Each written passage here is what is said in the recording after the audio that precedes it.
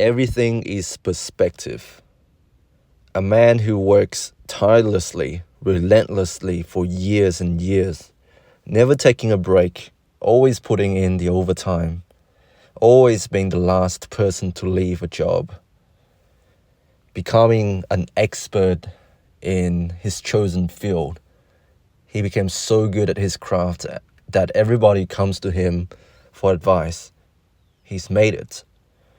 But in his mind, the only way that he perceives pleasure is from working, working hard. It's all his efforts. The only sort of pleasure that he gets out of life is from working. That's his purpose. But he will never, and I mean never, I'm using this term very loosely here, he will not have the same perspective as someone who is very laid back, who doesn't really worry about, his work or what others think of him, his status. He's not really successful, yes, in other people's eyes, but he's content. He's happy with what he has. He gets to enjoy the little things in life, and he appreciates the things that he does have, rather than chasing that next big thing. The man who doesn't really focus on his career, the only form of pleasure he knows of are the things that he was given. He doesn't derive pleasure from working for things. And that's the only form of pleasure he knows. Now, I'm speaking in gross generalization here. Of course, there are nuances in this life. People don't just work until they die and never enjoy their life. Or people rarely just coast by life and expect to pay off all the bills without actually working, without actually putting in the hours, doing something that they potentially want to enjoy in the short term. Everything is perspective, man. The other day when I was hanging out with Aram and our mutual friend Laura, who's a PhD in psychology, we were just joking about Aram's situation at his new place. By the way, he's still staying with his manager at work at this farm, which is really awkward, but he said he's adjusting to it. Now he doesn't feel quite as awkward walking up the house to the main house to go to the toilet and stuff. Like I said before, he rents in a garage which is separated from the main house, and it doesn't have a toilet or a shower. So every time he needs to cook, he needs to go to the toilet, or he needs to take a shower, he needs to unlock the main door, walk through the main house with the manager and her children, and use their toilets. And we were joking about it. We were saying, you know what? I wouldn't be able to live there, I said, because my toilet time is so protected, It's like the only place in which I feel safe, and, I feel really safe in the toilet for some reason. And that's why as a kid, I struggled with, doing the number 2 in a toilet that is not my toilet or my grandparents' toilets.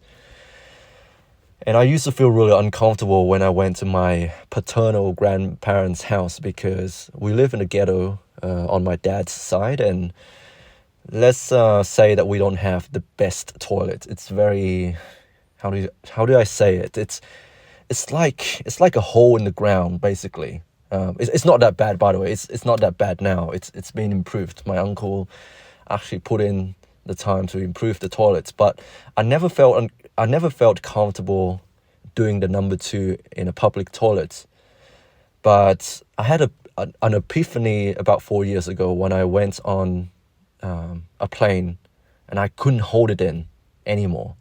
I used to hold it in for 3-4 days at a time when we go on road trips or we go somewhere far away from home for a while, because I don't feel safe using the toilets outside my house. Talking about a new level of neuroticism here.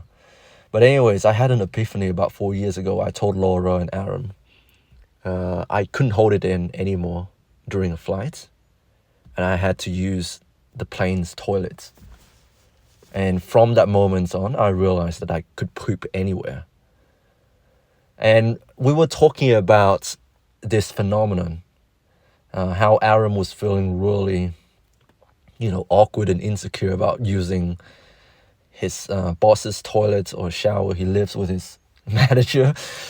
And I said, there's something about using the toilets that is really sacred, because it's like you're in your own world. No one is going to disturb you. You lock the door and no one is going to come in and disturb your time being yourself, being in your most vulnerable state. I said, when you're using the toilet or when you're showering, you're really vulnerable. You're exposing yourself to the world.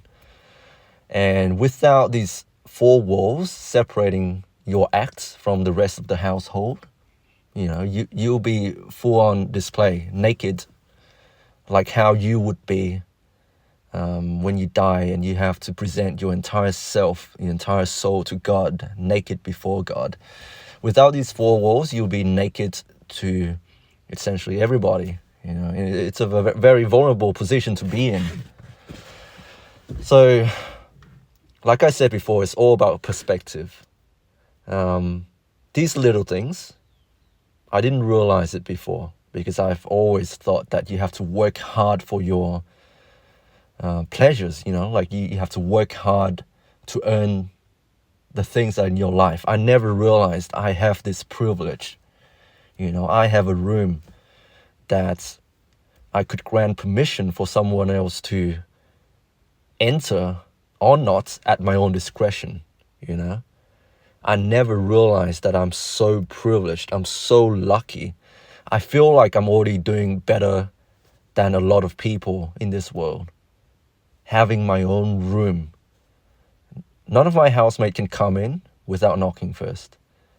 Having protected toilet time, even though sometimes I do get interrupted, and Aram especially knows about this. He spends so freaking long on the toilet. It's insane. Now we joke about it. Every time he comes to visit us, we joke about how long he spends in the toilet. And when he says he needs to go to the toilet, we always joke, see you in another hour or something. I don't know, man. What the hell is he doing in there? He's sleeping in there? Anyways, I understand why some people take so long to poop. It's not that because they're playing on their phone. It's a privilege that not many gets to have. Given how hectic life is, how people are always, needing your attention and time.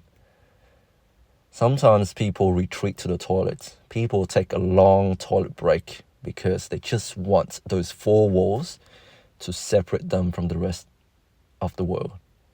It's a privilege, and I never realized it until now. I'm so lucky to have a room.